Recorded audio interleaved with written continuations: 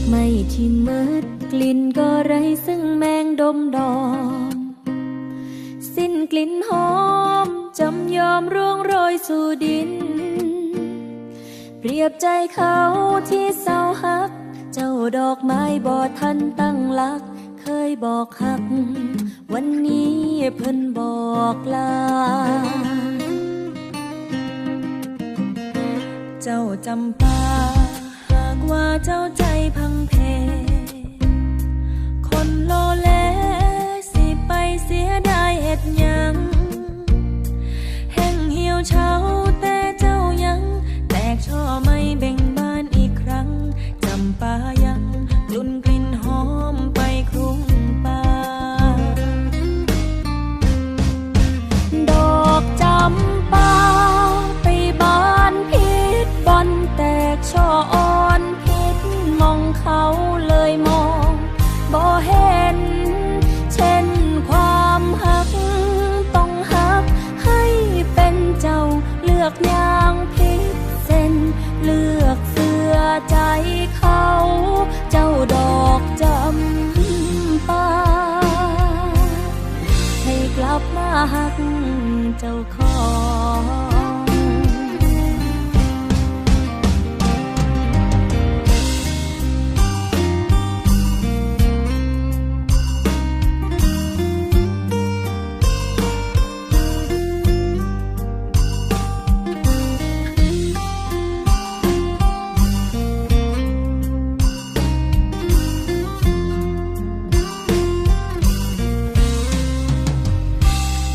ที่ลอยลองให้จ้องหัวใจเจ้าคือ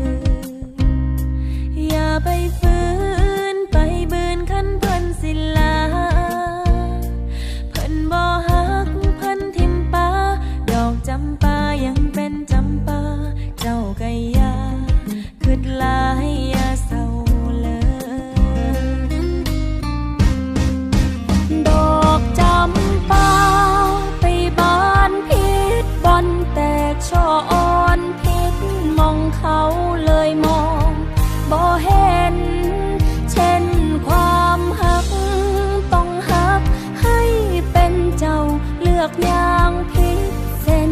เลือกเสื้อใจเขาเจ้าดอกจำปาให้กลับมาหักเจ้าของดอกจำปา